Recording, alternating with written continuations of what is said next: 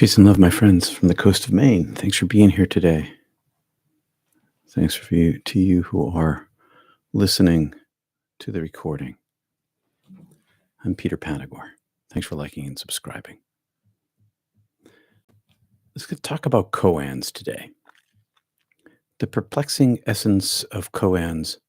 They present a unique facet of Zen Buddhism, acting as both an instructional and spiritual exercise. These cryptic narratives, koans, or questions, have historically dismantled entrenched thought patterns.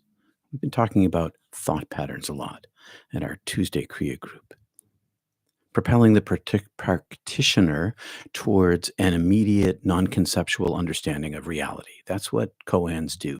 They propel you. Koans emerged during China's Tang Dynasty, a period marked by the proliferation of Zen masters. So consider the koan by Ha Kuin. What is the sound of one hand clapping? This question challenges the concept of duality and beckons the student to explore the realm of non-duality. It's not a query awaiting a verbal answer, but it's an invitation to experience the boundlessness of Zen consciousness or Christ consciousness of oneness.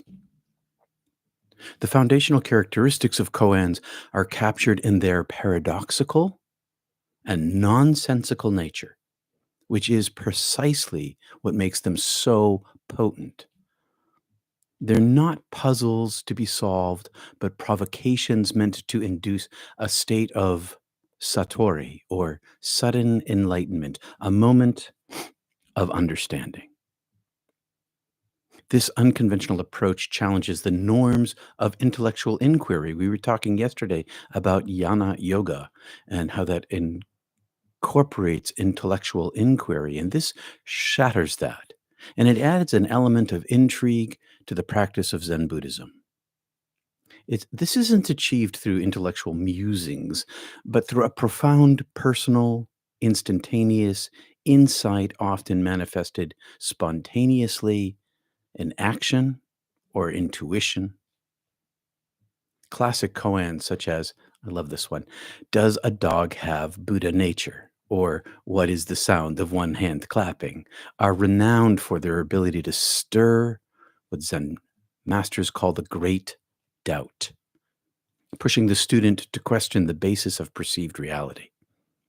Take, for example, the koan of Na-in and the overflowing cup, which serves as a metaphor for the futility of trying to grasp Zen with a mind brimming with preconceptions. Here they are. The first one I call Mu. I'm not calling it, that's its historic name, Mu, M-U.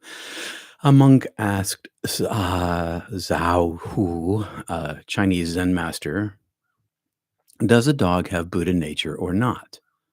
He answered, Mu, meaning no, or not have. And this koan is often used to challenge the student to understand the foundation of their understanding of reality. It is understood in this question that everything has a Buddha nature, that nothing exists without it. The answer Mu does provide the question, the pervasiveness of light in all things. The question isn't about the dog. Does the dog have Buddha nature? The question really is about the word have. What is it to have the Buddha nature? The answer to that is not have. That's a hard thing to grasp, and that's the idea. The sound of one hand clapping. This koan asks, what's the sound of one hand clapping? You all know the sound of two hands clapping. What's the sound of one hand clapping? And it challenges the student's perception of the nature of duality. Duality, oneness. A cup of tea Nain, a Japanese Zen master, received a university professor who came to inquire about Zen. Nain served him tea. As he poured, and I'll pull up my tea kettle here, as he poured uh, into the visitor's cup, the professor watched as he kept pouring until it overflowed, and it was still overflowing and overflowing. And finally, he could no longer restrain himself, and he said, "It's overfilling. No more will go in." And Nain replied, "Like this cup, you are full of your own opinions and speculations. How can I show you Zen unless you first empty your cup? Only an empty mind can attain understanding without thought, ideas, or preconceptions." Writing answers to these koans that I just gave you doesn't give us Satori. Struggle with them, be with them. It's not an intellectual exercise. All of spirituality, even with Jnana yoga, in which we do contemplation or um, divine reading or uh, reflection, all of that happens in an intuitive place. Knowledge is excellent, but knowledge won't give us this moment of enlightenment. And that's one of the things that happens in a koan. It spreads your mind. It breaks you open. The journey through a koan is highly individualistic, reflecting the unique path of each practitioner towards enlightenment. This personal journey, tailored to the individual spiritual quest inside yourself, makes each encounter with a koan deeply personal and relevant. It helps you understand. Thus, to list definitive answers to the koans is antithetical to their purpose. I just did that, and it's antithetical to the purpose. I gave you the answer, at least one of them. But everyone has their own intuitive understanding. It's a personal struggle and eventually leads to a breakthrough so that the koan fulfills its role, shepherding us, the students, to a heightened state of awareness where the dualistic world is transcended. It breaks our mind, and the essence of Zen is revealed. Koans are meant to break open our minds. They aren't riddles to be solved. They are often paradoxical, enigmatic statements or questions designed to transcend rational thought and are intellectually illogical or nonsensical. The primary purpose of a koan is to challenge and break down the student's our conventional way of thinking, leading to a direct experience of the nature of reality, of the Buddha nature itself, often leading to what is called in Zen satori, or sudden enlightenment. Koans aren't meant to be intellectually deciphered. The answer, the understanding to a koan it's a matter of personal insight.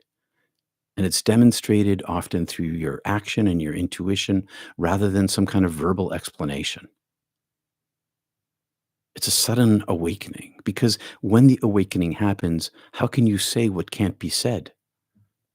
That's the whole idea of koans, is to break the mind's preconceptions. So you know what's similar to koans in the West? Parables. And we're going to talk about those next. Because often what happens among spiritual masters is that the expression of their experience is contained in their language, and their languages often overlap in technique. Koans and parables are more similar than they appear to be at first blush. So, what's the sound of one hand clapping? Do dogs have Buddha nature? How can you fill the cup if it's already full? Show me your original face before your parents were born. Answer these for yourself. Understand them in an intuitive flash, and you'll understand what I'm talking about. Peace and love, everybody. I'm going to say howdy doody over here to hi, Susie, Janet, Penny. Glad you're here. Kristen, Andrew. The intellect is a wonderful servant and a terrible master. Totally true, Andrew. Hi, Amy. All right. That's the little Zen talk this morning. I hope that was helpful. Let me know. I'm always trying to figure out what's helpful and what's not helpful to you. We gather here for practice in a communal setting because when we practice together, our energy, our mental focus influences each other, and our meditations get to be deeper. We share the radiance of the presence of the divine in that sort of Shakti way, transference of energy. All right. Thanks for being here, everybody. Thanks for liking and subscribing. A huge difference it makes. And the algorithms. Let me know if these meditations are helpful for you. I appreciate it. Hi, PL. All right. So simple meditations on Mondays and Wednesdays. We sit in sitting with my back straight. I breathe into my belly, expand my belly, let my lungs fill naturally, and release and exhale. I let my body tell me how much oxygen I need. I follow the needs of my body for oxygen. I don't try to follow anybody else's breath. I follow my own breath. I use my mantra or my chant, my prayer chant to lock to my breath and follow the pattern up and down and up and down. And when my mind wanders off, I simply return to my prayer, my mantra, and my breath and continue to focus on them. And this is a journey. This isn't a instantaneous understanding. It's a process of retraining the mind in order to remain in the space of silence. And it's in that space of silence where koans are understood. I know that's a weird sort of thing to say. Thank you, Catherine. Thank you very much. I'm glad it's helpful to you. All right, my friends. Hey, Siri, set an alarm for 8:30 a.m. All right, so make sure this isn't too loud this time. Oh, it's wicked loud. Turn that down a little so we don't too disturbing when it ends. All right, my friends. 3 ohms to focus in. We're going to feel the vibration in our chests and in our throats and drive that last up to your jaw. And I know I'm not the best singer in the world, so my ohms aren't perfect, but it's not about perfection. It's about practice makes progress.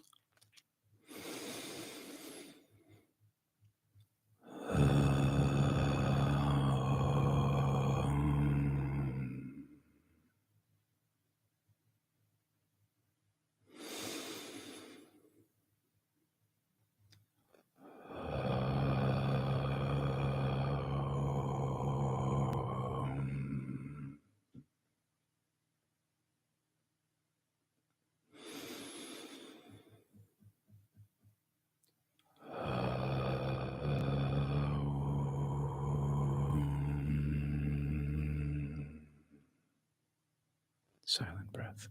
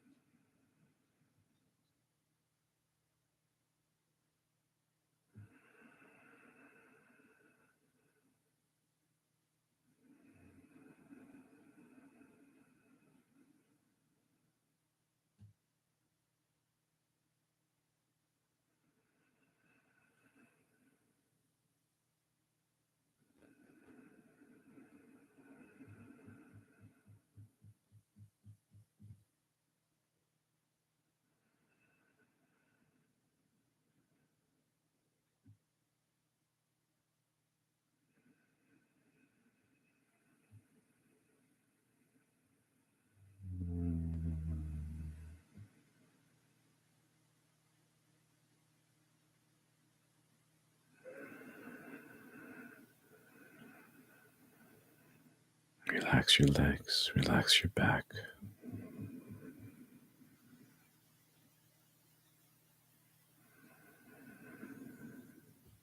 Relax Relax your shoulders, relax your face.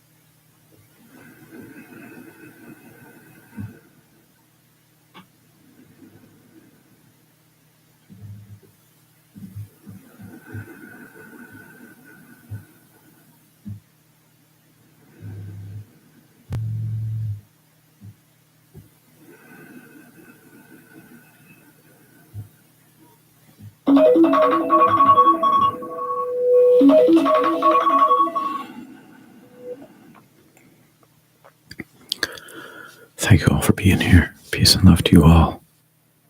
Thank you. IPL.